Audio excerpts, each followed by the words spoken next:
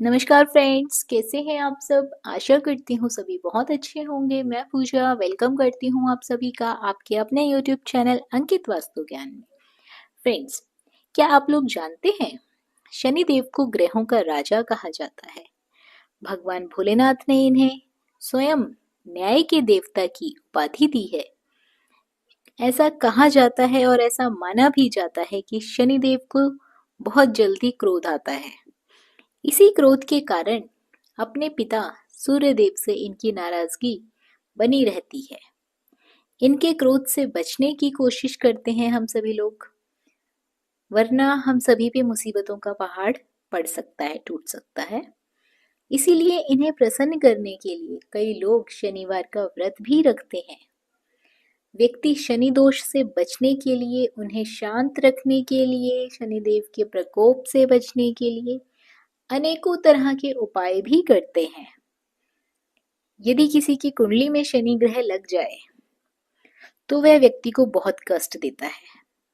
लेकिन जो लोग शनिदेव की श्रद्धा भाव से, भक्ति भाव से पूजा आराधना करते हैं, उनके व्रत करते हैं, नियमित रूप से उन्हें तेल अर्पित करते हैं, सरसों के तेल का दीपक जलाते हैं, शनिदेव उन पर प्रसन्न होते हैं और उनके दोष उन्हें नहीं लगते हैं। साथ ही शनिदेव की कृपा उन पर हमेशा बरसती है। शनि जब कुंडली से जाता है तो मनुष्य को कुछ ना कुछ देते हुए जाता है। यदि आप लोगों ने अच्छे कर्म किए हैं, शनिदेव की पूजा की है, तो अच्छी चीजें देके जाता है, कोई खुशखबरी देके जाता है। लेकिन यदि किसी ने शनिदेव की पूजा नहीं करी, कभी तेल नहीं चढ़ाया, कभी दीपक नहीं जलाया, तो उस व्यक्ति को शनि का प्रकोप झेलना ही पड़ता है। साथ ही शनिवार के कुछ लोग नियमित रूप से व्रत भी रखते हैं। यदि आप लोग व्रत ना रख पाए तो उन्हें शनिवार के दिन तेल अर्पण जरूर करें। शनिवार के दिन कुछ उपाय किए जाते हैं, उसका वीडियो मैंने अलग से बनाया हुआ है, लिंक आपको डिस्क्रिप्शन बॉक्स में दे दिया जाएगा, आप वहां से चेक कर सकते हैं। इसके साथ ही शनिदेव के व्रत यदि आप नहीं कर पाए, मैं फिर बता रही हूँ, आपको कथा जरूर सुननी चाहिए। आप पूजा कर लें, कथा सुन लें, तो भी आपके ऊपर शनिदेव की कृपा बनी रहेगी। क्योंकि ऐसा माना जाता है कि यदि आपका स्वास्थ्य ठीक नहीं है, आप शनिवार के व्रत ना रख पाए, तो आप पूजा करके कथा श्रवण कर लें, कथा सुन लें, तो आपको पुण्य फलों की प्राप्ति होती है, शनिदेव का आशीर्वाद प्राप्त होता है। तो चलिए फ्रेंड्स, कथा शुरू करते हैं। कथा को अंत तक जरूर सुनिएगा। आशा करती हूँ ये कथा आपको पसंद आएगी। पसंद आए तो वीडियो को लाइक और शेयर जरूर करें। और यदि आप हमारे चैनल पर पहली बार आए हैं, पहली बार ये कथा सुन रहे हैं, इस तरह की जानकारियां आपको भी अच्छी लगती हैं, तो चैनल को सब्सक्राइब अवश्य कर लें। कथा कुछ इस प्रकार है। एक बार सभी 9 ग्रहों सूर्य, चंद्र, मंगल, बुध, बृहस्पति, शुक्र, शनि और राहु केतु में बहस हो रही थी कि कौन सा ग्रह सबसे बड़ा है। सब आपस में लड़ने लगे। तभी सभी देवराज इंद्र के पास पहुंच गए। इंद्र भी दुविधा में पड़ गए कि इस स्थिति में क्या निर्णय दें। परंतु उन्होंने सभी ग्रहों को सुझाव दिया कि पृथ्वी पर राजा विक्रमादित्य ही इसका फैसला कर सकते हैं, क्योंकि वो बहुत ही न्यायप्रिय राजा हैं। अब सभी ग्रह पृथ्वी पर राजा विक्रमादित्य के पास चले गए और उन्हें अपने आने का कारण बताया। राजा भी उनकी समस्या को सुनकर बहुत परेशान हो गए। उनका चिंतित होना भी लाजमी था, क्योंकि जिसको भी किसी से छोटा बताए वही गुस्सा कर जाए। अब राजा काफी सोच विचार में पड़ गए। सोच विचार करके उन्होंने एक उपाय निकाला। उन्होंने स्वर्ण, रजत, कांस्य, पीतल, शीशा, रागा, जस्ता, अभ्रक और लोहा, इन 9 सिंहासन का निर्माण करवाया। उन्हें उपयुक्त क्रम में रख दिया गया और सभी ग्रहों से निवेदन किया कि वे अपने अपने क्रम अनुसार सिंहासन पर आसन ग्रहण करें। शर्त रखी गई कि सबसे अंतिम में सिंहासन पर जो आसन ग्रहण करेगा वही सबसे छोटा माना जाएगा, जिसकी वजह से शनिदेव सबसे बाद में आसन प्राप्त कर सके और सबसे छोटे कहलाए। क्रोध के आवेश में आकर शनिदेव ने सोचा कि राजा ने ये सब जानबूझकर किया है। कुपित होकर राजा से कहा कि राजा, तू मुझे नहीं जानता। सूर्य 1 राशि 1 महीना, चंद्रमा 1.25 महीने, 2.25 महीने 2 दिन, मंगल 1.5 महीना, बृहस्पति 13 महीने, बुध और शुक्र 1-1 महीने विचरण करते हैं, लेकिन मैं 2.5 से 2.5 7 साल तक रहता हूं। मैंने बड़े बड़े का विनाश किया है। श्री राम की 6.5 आने पर उन्हें जंगल जंगल भटकना पड़ा था। रावण की आने पर लंका को बांदरों की सेना से उसको परास्त होना पड़ा था। क्रोधित शनिदेव ने राजा से कहा कि अब आपको सावधान रहने की जरूरत है। इतना कहकर शनिदेव कुपित अवस्था में वहां से चले गए। समय गुजरता गया और काल चक्र का पहिया घूमते घूमते राजा की 6.5 आ गई। तब शनिदेव घोड़ों को सौदागर बनाकर राजा के राज्य में गए। उनके साथ अच्छे नस्ल के बहुत सारे घोड़े थे। जब राजा को सौदागर के घोड़ों का पता चला तो अश्वपाल को अच्छे घोड़े खरीदने के लिए भेजा गया। अश्वपाल ने कई अच्छे घोड़े खरीदे।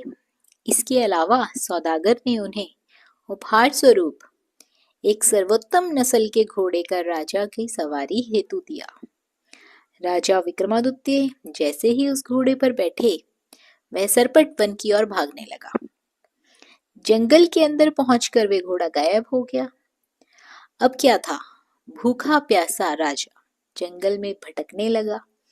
अचानक उन्हें एक ग्वाला दिखाई दिया, जिसने राजा की प्यास बुझाई। राजा ने प्रसन्नता से आकर खुश होकर अपनी अंगूठी उस ग्वाले को देकर वे नगर की ओर चले गए। वहां एक सेठ की दुकान पर पहुंचकर उन्होंने जल ग्रहण किया, अपना नाम विका बताया। भाग्यवश उस दिन सेठ की खूब आमदनी हुई। सेठ खुश होकर अपने साथ उन्हें घर लेकर गया। सेठ के घर में खूंटी पर एक हार टंगा हुआ था, जिसको खूंटी निगल रही थी। कुछ ही देर पर हार पूरी तरह से गायब हो गया। सेठ वापस आया तो हार गायब था। उसे लगा कि वीका ने ही उसे चुराया है।